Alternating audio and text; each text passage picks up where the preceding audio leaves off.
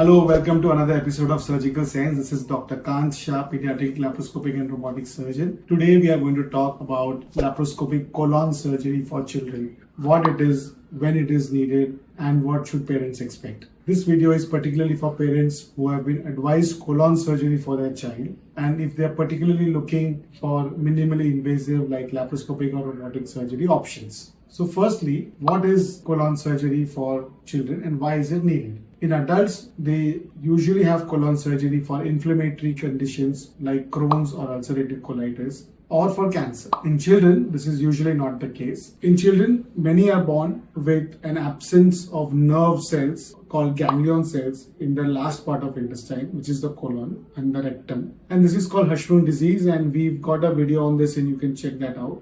Some of them are born without an anal opening, which may be then falsely connected to the urine passage or to the vagina. This condition is called anorectal malformation or an absent anus, or in the past it used to be called imperforate anus, and we have another video on that, you can check on that as well.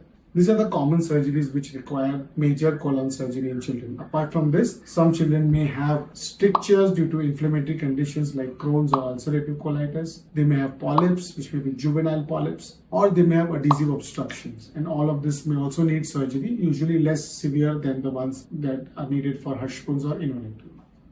So when we talk about laparoscopic colon surgery, what do we mean? It means that the entire surgery would be done through keyhole. So instead of having one big cut right through the entire half of the abdomen, either vertical or horizontal, which would be either the entire lower half of the abdomen or transversely across the entire abdomen, we would be able to perform the whole operation using tiny cuts or holes. Some of these holes would be 5 millimeters, and whenever if we are required to use a device called a stapler, they would be around 12 millimeters. In such a surgery, we would have a camera going in and giving us video assistance. We would normally use 3D and 4K video output, and sometimes we would even use image guidance like ICG guided surgery.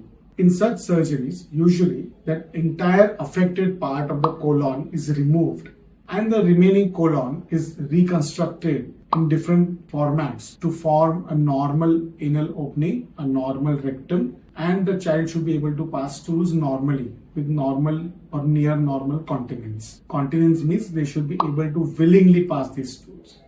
So apart from the big scar and the small scar debate, what are the advantages of laparoscopic surgery over open colon or colorectal surgery? Laparoscopic surgery has revolutionized the care for colon surgery.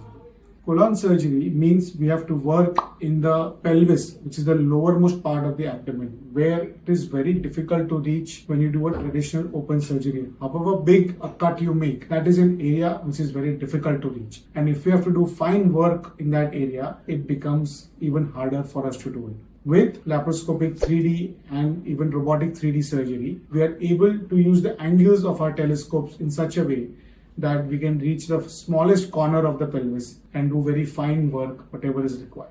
So this has enabled us much greater access, much greater accuracy, and even major surgeries like for Hirschsprung's or for anorectal malformations can now be done by laparoscopy quite comfortably by a trained pediatric surgeon by laparoscopy. All of this, of course, results in a much shorter hospital stay, less scarring, quicker recovery, less complications, less infections. So the advantages of any laparoscopic surgery are definitely there for colorectal surgery, and the advantage of working in a small area deep in the pelvis is obviously much superior to open surgery. So thank you very much for watching this video. Please do like and subscribe our channel. If you have questions about such a surgery, please put them down in our comments, or you can do a video consultation with us as well.